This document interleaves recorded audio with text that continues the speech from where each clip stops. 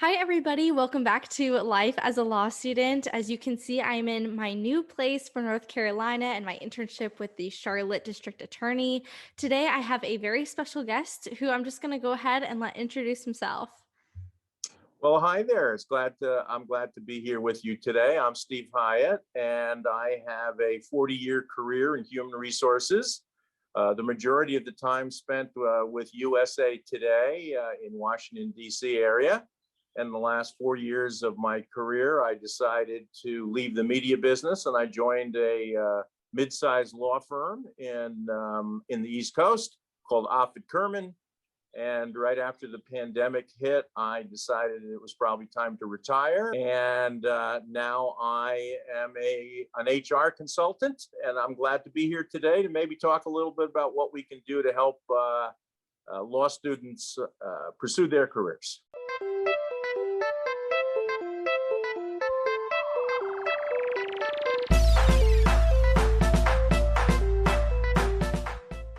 Law students in particular learn everything there is to know on the basics of the law, depending on what they pursue.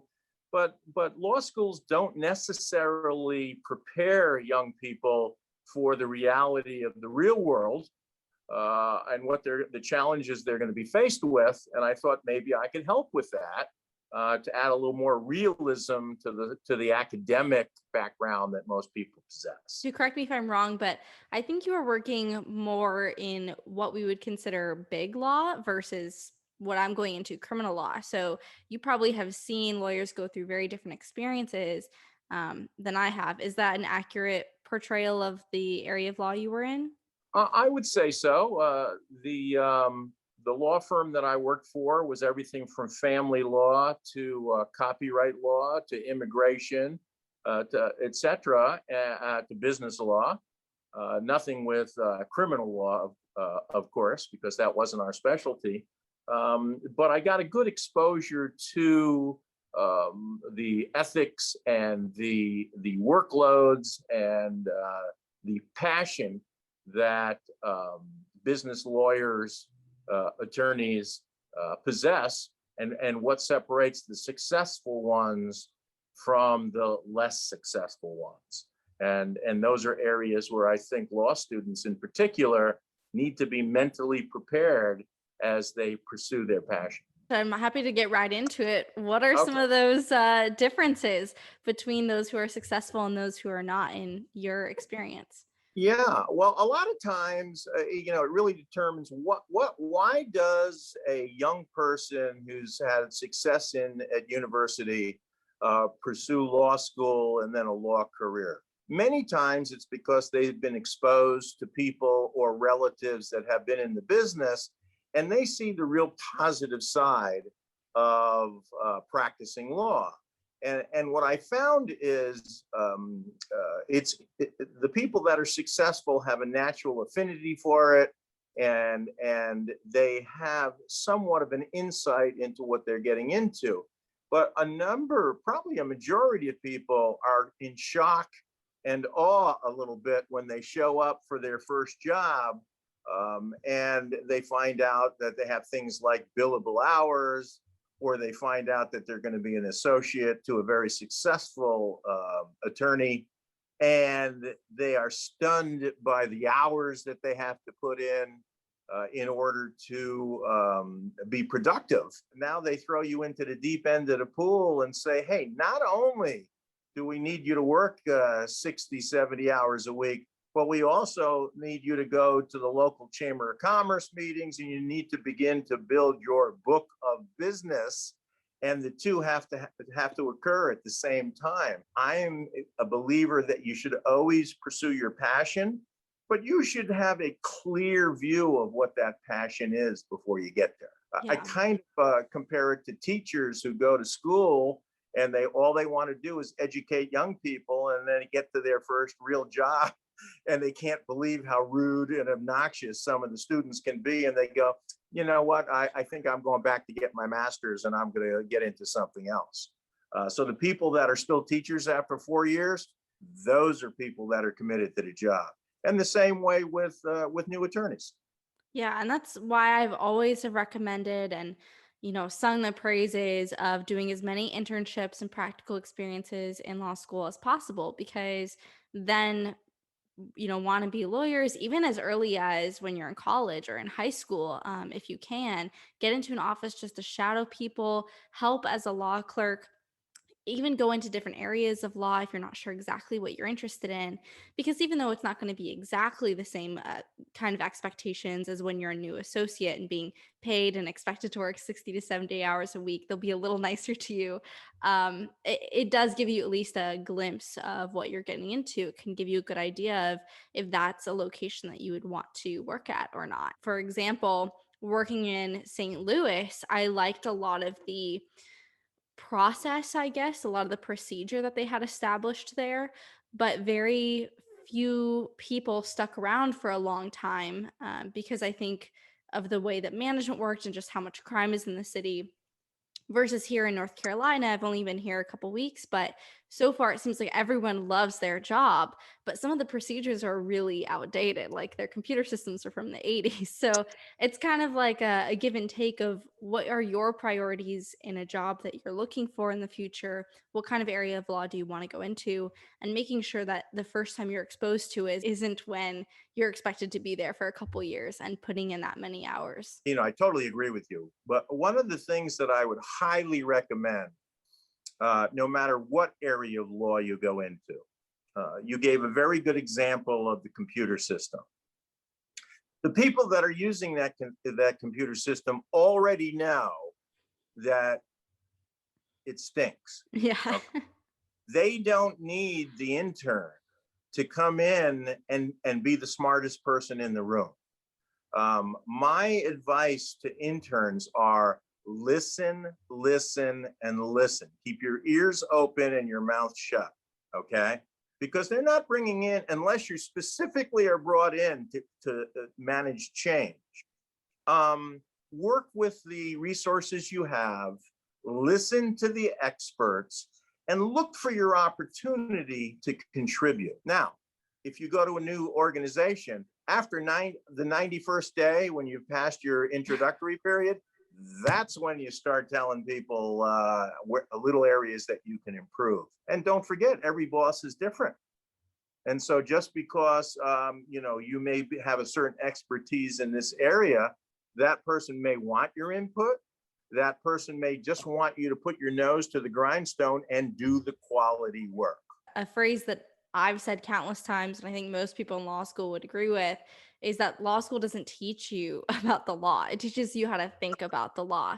So even to go into your work when you're done or internships, I think that's great advice to go in with a mind willing to learn. I think law school is good at explaining to you just how much there is that you have no idea about.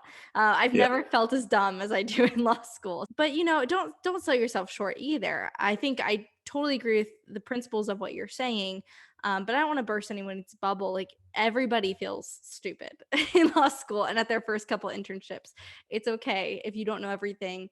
All the people who you look up to now and who seem so smart and knowledgeable and driven and passionate, they were all in the same place you were a couple years ago. So I think if you're in law school and you're pursuing these internships, you're finding good mentors, you're doing everything that you need to do to be the kind of lawyer and change maker that you want to be, even if you're not there yet. I have preached for years, especially to university students.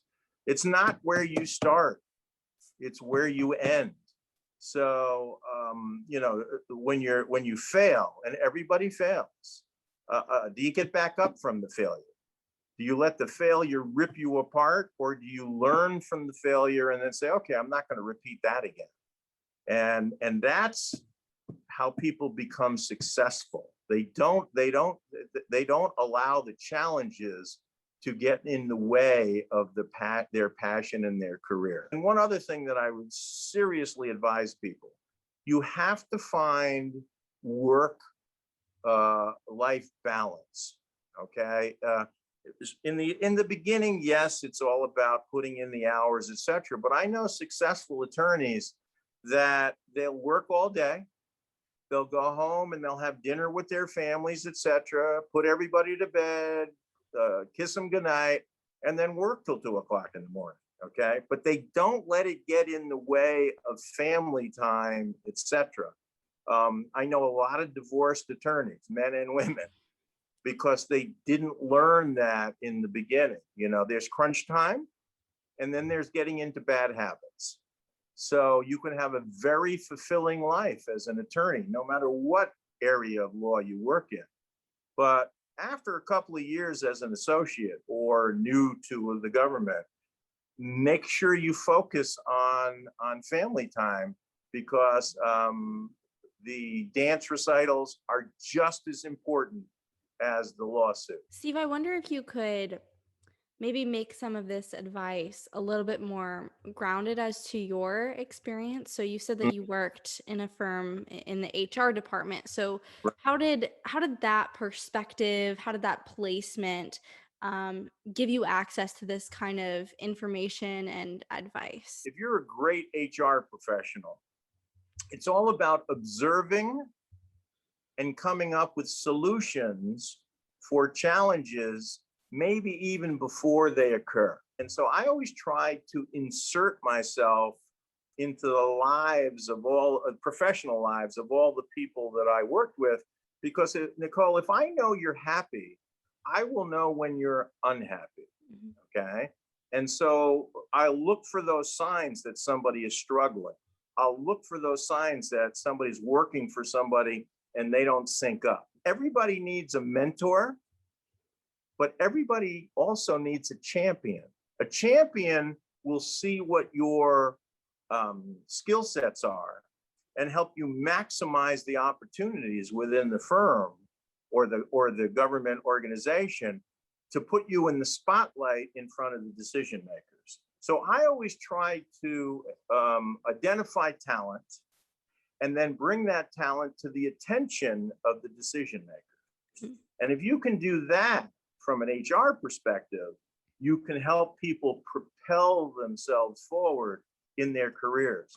Just because you're good does not mean you'll get the opportunities you're really looking for. I would recommend anybody who's applying for any kind of internship, applying for any kind of job, to always ask if there's a mentorship program in place where they team you up with another attorney or a supervisor or someone who's just, it's part of their job to talk to you or to Mm-hmm. help you and to mentor you. Because if you But come let me into, just interrupt you 1 second. There is a difference between a mentor and somebody who is a champion for oh, you. I agree. I'm getting Okay. to that. All right. 1 second. The Okay. reason I recommend that is um, because that person has built in time they've signed up or they've been signed up to build in time to talk to you and get to know you and give you projects and work with you on your questions. I think that is, I hate using the same phrase twice, but basically a built-in opportunity to create a kind of champion relationship with somebody, because otherwise you're gonna, you know, have to talk to a lot of different people, prove yourself to a lot of different people before somebody takes your cause up. And that might happen too. Two is always better than one, but a mentoring program is something that has been extraordinarily beneficial for me. And in every one of those opportunities so far, that person has become a reference for me, has become someone who has pushed me to do things I was uncomfortable with, that then got me noticed by other people. So I totally recognize there's a difference. Not every mentor becomes a champion figure, but you have a far greater likelihood, in my experience, of finding that kind of person when there's already been an opt-in by them through that organization. So that's super helpful. Totally agree. My mentor became my champion, and then he became the CEO of the Gannett USA Today company. And he brought me along. And one night we were having dinner together, reminiscing.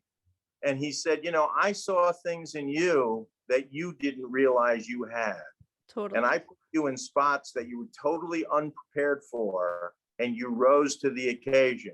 If you had not, you would have just stayed in the field and been a local site HR leader.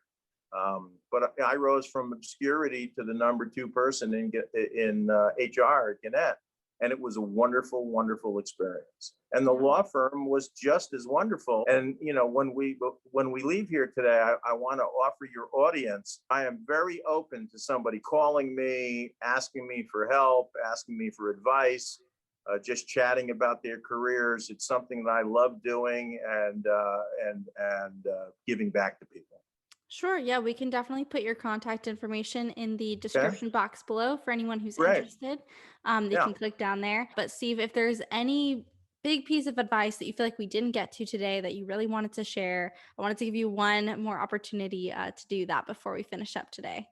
Yeah, it's kind of off topic a little bit, Okay. but I am a strong believer that if you are blessed with a wonderful career, that you should give back to those less fortunate and find a way to support the communities in which you work. I've worked with people over the years where we painted schools on the weekend. We put in playgrounds for kids. We put in ramps down to rivers so that people in wheelchairs could enjoy what we enjoy. There's myriad opportunities to give back. Don't be a taker all your life. Be a giver. So the bottom line is work hard, be successful. But as my tribe would like to say, be a mensch and help people improve their lives. And you will, on your last day on this planet, you're never going to say, I wish I worked one more hour. You're going to say, was my time spent on the planet Earth, did that impact people in a positive way? If you can say that, you can take that last breath with a smile. Thank you very much for coming on and sharing that advice. I hope all of you recognize how valuable it is for someone with Steve's experience, both in and out of legal spheres. I will see you all next week with another video. And until then, God bless. Bye, everybody. God bless. Bye-bye.